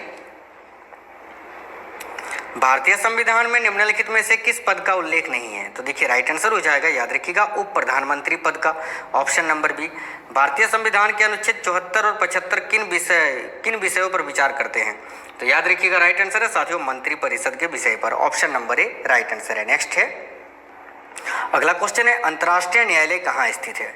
तो देखिए अंतर्राष्ट्रीय न्यायालय का जो मुख्यालय है वो कहाँ स्थित है? तो याद रखिएगा द हेग में, द हेग जो कि नीदरलैंड में स्थित है। साथियों लगभग 400 क्वेश्चन आप लोगों ने पढ़ लिया है अभी तक। अगला क्वेश्चन है, संयुक्त राष्ट्र संघ की आम सभा की अध्यक्ष एकमात्र कौन भारतीय महिला बनी थी? तो देखिए संयुक्त राष्ट्र संघ की यानी यूएनओ की यूएनओ की आम सभा की अध्यक्ष एकमात्र कौन सी भारतीय महिला बनी थी? तो याद रखिएगा विजय लक्ष्मी पंडित। बहुत ही इंपॉर्टेंट क्वेश्चंस बचे हुए हैं, वो भी आप लोग देख लीजिए। देखिए, संयुक्त राष्ट्र की सुरक्षा परिषद के अस्थायी सदस्य का कार्यकाल कितना है? साथियों, अभी तक अगर आप लोगों ने क्लास को लाइक नहीं किया तो प्लीज आप लोग लाइक कर दीजिएगा। तो देखिए, संयुक्त राष्ट्र की सुरक्षा परिषद के अस्थायी सदस्यों का जो कार्यकाल होता है वो होता है साथियों 2 वर्ष का। Option number C right answer हो जाएगा। ठीक है, चलिए आज का अगला क्वेश्चन है, देखते हैं फटाफट से। संविधान, भारतीय संविधान सभा के प्रथम दिन के अधिवेशन की अध्यक्षता इन्होंने की थी। तो किन्होंने की थी? याद रखिएगा डॉक्टर सच्चिदानंद सिन्हा जी ने। देखिए, आप पढ़े होंगे कि भारतीय संविधान के अस्थायी अध्यक्ष डॉक्टर सच्चिदानंद सिन्हा थे। तो याद रखिएगा इन्होंने पहले दिन की अध्यक्षता की थी, है ना। उसके बाद डॉक्टर राजेंद्र प्रसाद स्थायी अध्यक्ष बने थे। याद रखना, option number A correct answer हो जाएगा। चलिए, तो आज का अगला क्वेश्चन देखते हैं, बहुत ही इंपॉर्टेंट क्वेश्चन है। ये रही स्क्रीन पर आपका अगला क्वेश्चन। संविधान सभा में किस प्रांत का प्रतिनिधित्व सबसे अधिक था? तो याद रखिएगा संविधान सभा में किस प्रांत का प्रतिनिधित्व सबसे अधिक था? तो संयुक्त प्रांत का। Option number C right answer है। आज का अगला क्वेश्चन है, भारत की आज़ादी के समय इंग्लैंड में किस पार्टी की सरकार थी? ये क्वेश्चन रिपीट हो गया है, तो याद रखिएगा लेबर पार्टी की। Option number C right answer होगा। अगला है, किस अधिनियम की प्रमुख विशेषता प्रांतीय स्वायत्तता थी? तो देखिए, इनमें से वो कौन सा अधिनियम है जिसकी प्रमुख विशेषता प्रांतीय स्वायत्तता थी? तो देखिए राइट आंसर हो जाएगा साथियों, याद रखिएगा बहुत ही अच्छा क्वेश्चन है, भारत सरकार अधिनियम 1935, यानी गवर्नमेंट ऑफ इंडिया एक्ट 1935, याद रखना। ठीक है, अगला है, भारत की संविधान सभा किसके अनुसार गठित की गई थी? तो याद रखिएगा भारत की संविधान सभा जो है वो कैबिनेट मिशन योजना के तहत जो है या अनुसार गठित की गई थी। आज का अगला क्वेश्चन है, मार्लेमेंटो सुधार बिल किस वर्ष पारित किया गया था? तो देखिए, मार्लेमेंटो सुधार बिल जो कि पृथक निर्वाचन क्षेत्र से संबंधित है, ये किस वर्ष पारित किया गया था? तो 1909 ईस्वी में। इसी समय जो है मुस्लिमों के लिए अलग निर्वाचन मंडल का गठन किया गया था साथियों, ये आपको याद रखना है। अगला है, रेगुलेटिंग एक्ट कब पारित किया गया था? तो देखिए, रेगुलेटिंग एक्ट जो है ये कब पारित किया गया था? तो 1773 ईस्वी में। Option number B correct answer है। आज का अगला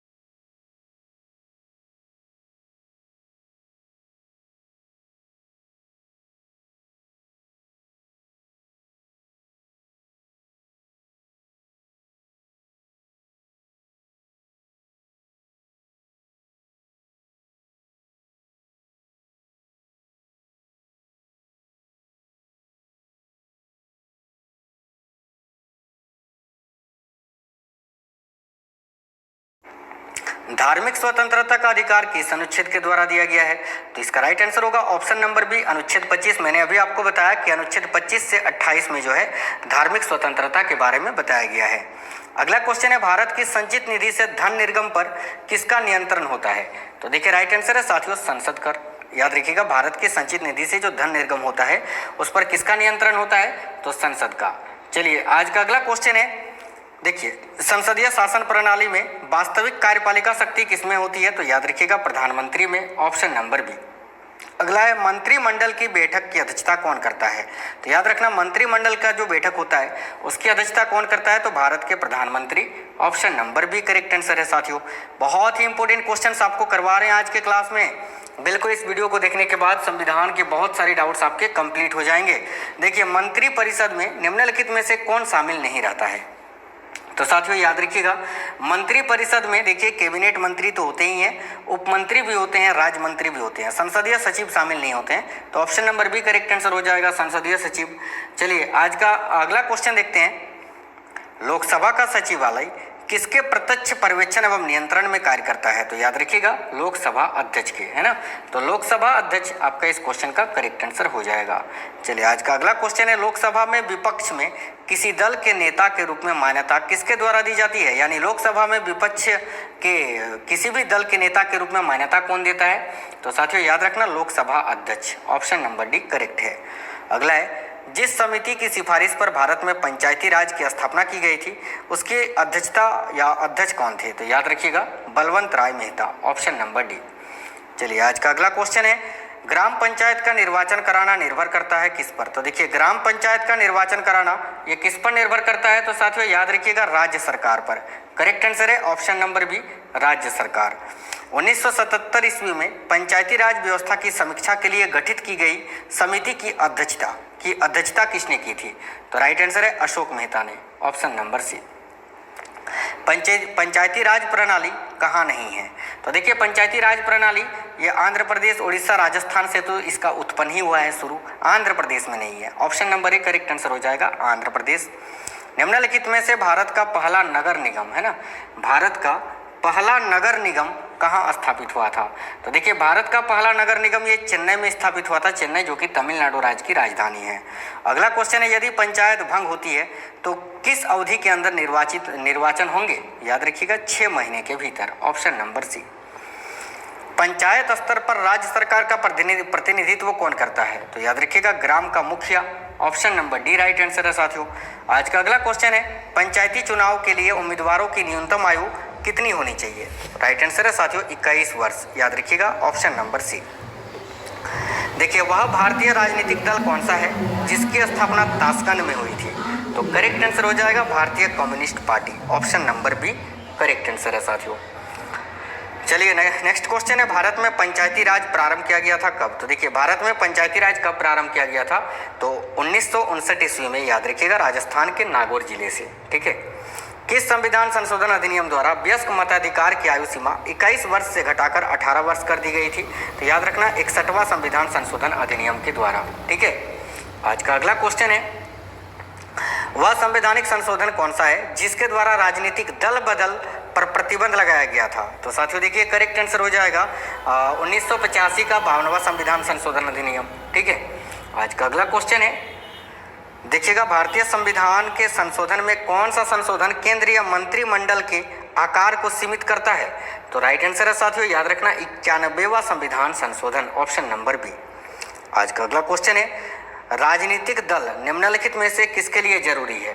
तो देखिए राजनीतिक दल जो है वो साथियों लोकतंत्र के लिए जरूरी है, option number B correct answer हो जाएगा। भारतीय कम्युनिस्ट पार्टी का अस्तित्व किस वर्ष हुआ था? यानी भारतीय कम्युनिस्ट पार्टी की स्थापना जो ताशकंद में हुई थी कब हुई थी? तो 1921 ईस्वी में, option number D. Telugu Desam party का चुनाव चिन्ह क्या है? तो देखिए तेलुगु देशम पार्टी का चुनाव चिन्ह है साथियों साइकिल। इसके अलावा याद रखना समाजवादी पार्टी का भी चुनाव चिन्ह साइकिल ही है। ठीक है, यहाँ पर आपको कंफ्यूज नहीं होना है। अगला है, निम्नलिखित में से कौन सा क्षेत्रीय राजनीतिक दल है? तो देखिए इनमें से कौन सा क्षेत्रीय राजनीतिक दल है? तो याद रखिएगा Akali Dal, option number B correct answer है साथियों। चलिए अगला क्वेश्चन है, दल विहीन लोकतंत्र के पक्ष में कौन था? तो याद रखना दल विहीन लोकतंत्र के पक्ष में कौन सा नेता था? तो Jayaprakash Narayan, option number D correct answer है। अगला है, देखिए, किस राजनीतिक दल को राष्ट्रीय दल अथवा प्रादेशिक दल के रूप में मान्यता कौन देता है? तो किसी राजनीतिक दल को राष्ट्रीय दल अथवा प्रादेशिक दल के रूप में मान्यता निर्वाचन आयोग देता है। निर्वाचन आयोग का उल्लेख अनुच्छेद, याद रखना, अनुच्छेद 324 में किया गया है संविधान के। चलिए नेक्स्ट क्वेश्चन है, भारत में दलीय व्यवस्था किस प्रकार की है? तो देखिए, भारत में जो दलीय व्यवस्था है वो है साथियों बहुदलीय। Option number B correct answer हो जाएगा। अगला है, रामविलास पासवान के नवगठित राजनीतिक दल का क्या नाम है? तो याद रखिएगा, रामविलास पासवान की पार्टी का क्या नाम है साथियों? Lok Janshakti Party. Option number D correct answer हो जाएगा। आज का अगला क्वेश्चन है, निम्नलिखित में से किसे सुपर कैबिनेट की संज्ञा दी गई है? तो याद रखना, योजना आयोग को। योजना आयोग जिसका नाम बदलकर अभी नीति आयोग कर दिया गया है। भारत में पंचवर्षीय योजना अंतिम रूप से अनुमोदित की जाती थी किसके द्वारा? तो याद रखना, राष्ट्रीय विकास परिषद के द्वारा। ऑप्शन नंबर ए। वित्त आयोग एक किस प्रकार का निकाय है? तो साथियों, वित्त आयोग जिसका प्रावधान अनुच्छेद 280 में किया गया है, जो कि एक पंचवर्षीय निकाय है। याद रखना, ऑप्शन नंबर डी। प्रथम वित्त आयोग के अध्यक्ष कौन थे? तो देखिए, प्रथम वित्त आयोग के अध्यक्ष थे साथियों केसी नियोगी। याद रखिएगा, ऑप्शन नंबर डी केसी नियोगी। अगला है, भारत में किस प्रकार की प्रशासनिक सेवाएं हैं? तो देखिए, भारत में किस प्रकार की प्रशासनिक सेवाएं हैं? तो अखिल भारतीय सेवा, प्रांतीय सेवा, केंद्रीय सेवा, ये सभी। Option number D correct answer है। भारतीय पुलिस सेवा प्रशिक्षण कहाँ होता है? तो याद रखिएगा, करेक्ट आंसर है हैदराबाद में। Option number B. Akhil Bharatiya सेवाओं की नियुक्ति की जाती है किसके द्वारा? तो राइट आंसर होगा साथियों राष्ट्रपति के द्वारा। Option number D correct answer है।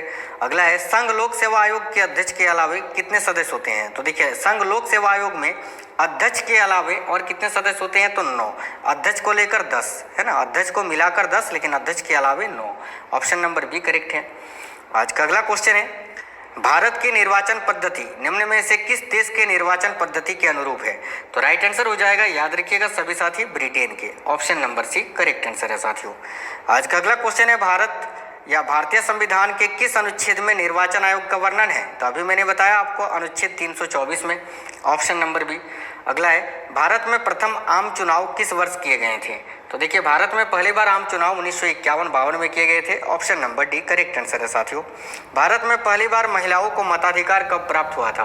तो देखिए, भारत में पहली बार महिलाओं को वोट देने का अधिकार 1926 में दिया गया था। Option number B correct answer है। सरकारिया आयोग किससे संबंधित है? तो देखिए साथियों, सरकारिया आयोग का संबंध किससे है? तो केंद्र राज्य संबंधों से। राइट आंसर है ऑप्शन नंबर सी। संवर्ती सूची का विषय है, यानी इनमें से कौन सा एक संवर्ती सूची का विषय है? तो देखिए, यहाँ पर समाचार पत्र, ऑप्शन नंबर बी, समाचार पत्र जो है साथियों संवर्ती सूची का विषय है। याद रखिएगा, संवर्ती सूची ऑस्ट्रेलिया के संविधान से लिया गया है। अगला है, निम्नलिखित में से कौन सा विषय है जो संघ सूची के अंतर्गत समाविष्ट है? तो देखिए, यहाँ ऑप्शन नंबर डी में दिया हुआ है जनगणना। जनगणना जो है साथियों ये संघ सूची का विषय है, तो ऑप्शन नंबर डी इस क्वेश्चन का करेक्ट आंसर हो जाएगा। आज का अगला क्वेश्चन है, निम्नलिखित सूचियों में से किसके अंतर्गत शिक्षा आती है? तो शिक्षा जो है वह किस सूची का विषय है? तो संवर्ती सूची का विषय है। याद रखना, option number C right answer हो जाएगा। केंद्र राज्य संबंध में विवाद का एक कारण रहा कौन सा पद? यानी इनमें से कौन सा पद है जो केंद्र और राज्य के संबंध में हमेशा विवाद में रहा? तो याद रखिएगा, राज्यपाल का पद। Option number D. नेक्स्ट है, केंद्र और राज्यों के बीच वैधानिक शक्तियों का बंटवारा दिया हुआ है किस अनुसूची में? तो याद रखिएगा 7वीं अनुसूची में। Option number C correct answer है। संविधान के किस अनुच्छेद के अंतर्गत हिंदी को राज्य भाषा के रूप में दर्जा प्रदान किया गया है? तो याद रखिएगा अनुच्छेद 343 का 1 में। Option number C. नेक्स्ट है, किसी भाषा को किसी राज्य भाषा के रूप में अंगीकार करने का अधिकार किसे है? तो याद रखिएगा राज्य विधानमंडल को। Option number C. चलिए साथियों, आज का अगला क्वेश्चन देखते हैं, कौन सी भाषा हमारे संविधान की 8वीं अनुसूची में सम्मिलित नहीं है? तो देखिए, संविधान की 8वीं अनुसूची में गुजराती, डोगरी और कश्मीरी तो है, राजस्थानी नहीं है। राइट आंसर आएगा ऑप्शन नंबर सी राजस्थानी भाषा। आज का अगला क्वेश्चन है, राष्ट्रपति राष्ट्रीय आपातकाल की उद्घोषणा किन परिस्थितियों में कर सकता है? तो युद्ध में, सशस्त्र विद्रोह और बाहरी आक्रमण, ये सभी। Option number D right answer हो जाएगा साथियों, याद रखिएगा। ठीक है, चलिए आज का अंतिम क्वेश्चन हम लोग देख लेते हैं। देखिए, देश में पहली बार राष्ट्रीय आपातकाल की उद्घोषणा किस परिस्थितियों में कब हुई थी, है ना? देश में पहली बार राष्ट्रीय आपातकाल की उद्घोषणा कब हुई थी? कब हुई थी? तो देखिए राइट आंसर हो जाएगा, याद रखिएगा, 26 अक्टूबर 1962 को भारत और चीन के युद्ध के समय। तो साथियों आज के इस वीडियो में पूरे 500 क्वेश्चंस मैंने आपको करा दिया। आज का ये क्लास आपको कैसा लगा है आप लोग कमेंट बॉक्स में कमेंट करके बताइएगा। चैनल के अंदर बहुत सारे इंपॉर्टेंट क्लास मैंने करवा दिया है, आप लोग जाइए और देखिएगा। एक सेपरेट वीडियो मैंने अनुच्छेद का करवाया है, जिसमें जो है जो अनुच्छेद एग्जामों में पूछा जाता है वो सारा अनुच्छेद मैंने एक ही वीडियो में करा दिया है, आप लोग जाकर देख लीजिए। बहुत ही इंपॉर्टेंट क्लास और भी बहुत सारे टॉपिक वाइज वीडियोस मैंने आपको क्लासेस दिए हैं चैनल के अंदर, जाइए और सारे क्लास को देख लीजिए। अभी वीडियो को आप लोग लाइक कर दीजिएगा, कमेंट बॉक्स में कमेंट करके बताइएगा आज का क्लास आपको कैसा लगा है। सभी साथी लाइक शेयर और चैनल सब्सक्राइब जरूर कर लेना। देखो चैनल सब्सक्राइब करके बेल आइकन को ऑन करके ऑल पे क्लिक कर लेना, तभी सारे क्लासेस की नोटिफिकेशन आएगी। तब मिलते हैं अगली वीडियो में, तब तक स्वस्थ रहें। जय हिंद साथियों, वंदे मातरम।